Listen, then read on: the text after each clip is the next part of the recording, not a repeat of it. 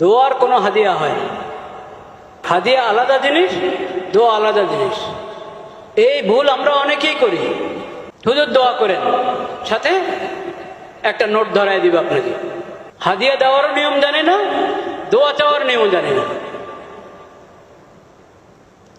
হাদিয়া দেওয়ার নিয়মও জানে না, দোয়া চাওয়ার নিয়মও জানে না।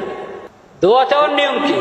এক নম্বর তো আমি নিজে দোয়া করব, নিজের জন্য নিজে দোয়া করব, নিজের পরিবারের জন্য, সন্তানের জন্য আল্লাহর কাছে নিজে হাত উঠাবো, কান্না করব, দোয়া করব। এক নম্বরে নিজের দোয়া, এবং দোয়া অনুযায়ী নিজের জিন্দেগি পরিচালনা। মুসিবতে পড়লাম, হাত উঠে দোয়া করলাম, কিন্তু আল্লাহর বিধান মানি না। আল্লাহ তো দোয়ার বিধান দেওয়ার সময় বলেছেন, ওয়াইদা সাআলাকা ইবাদি আন্নী ফাইন্নী করিব উজিবু দাওয়াতাদ দাঈ ইযা দাআন ফালিয়াস্তাজিবু লি ওয়ালিয়ুমিনু বি লাআল্লাহুম ইয়ারশুদুন। আমি তোমাদের দোয়া সাড়া দিব, তোমাদের দোয়া কবুল করব, তোমরাও আমার ডাকে সাড়া দাও।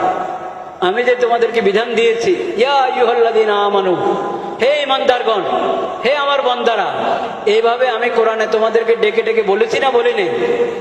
বলেছি। এই আমল করো এবং এই পাপ ছাড়ো, তোমরা আমার ডাকে সাড়া দাও। আমরাই খালি আল্লাহকে দোয়া করব আর আল্লাহ আমাদের দোয়া শুনতে থাকবেন। আল্লাহর ডাকে আমাদের সাড়া দিতে হবে না, নাউজুবিল্লাহ। এই একতরফা কারবার চলে না। নিজের দোয়া নিজে করতে হবে এবং আল্লাহর ডাকে সাড়া দিতে হবে। 3 নম্বরে হলো আপনি কারো কাছে দোয়া চাইবেন, হুজুর আমার জন্য একটু দোয়া করেন, ভাই আমার জন্য একটু দোয়া করেন। আমাদের নবীজি সাল্লাল্লাহু আলাইহি ওয়াসাল্লাম দোয়া চেয়েছেন।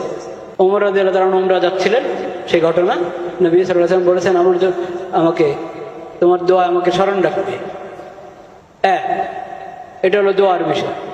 হাদিয়া এটা সম্পূর্ণ আলাদা। হাদিয়া দিবেন, হাদিয়া মোহাব্বতের জন্য, ইকরাম হিসাবে দেওয়া হয় একজনকে, মোহাব্বতের দাবিতে। এটা সদকা না। সদকা আর হাদিয়া এক জিনিস না। সদকা আলাদা, হাদিয়া আলাদা।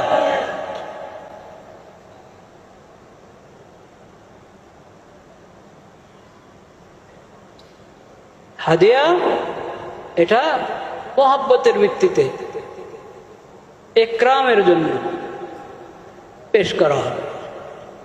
আপনি হাদিয়া দিয়ে মনে করছেন, যদি মনে করেন যে আমি করুণা করলাম, তার প্রতি দয়া করলাম, এটা কখনো হাদিয়া হলো না। ওটা তো সত্তার ইয়ে তো পড়ে না।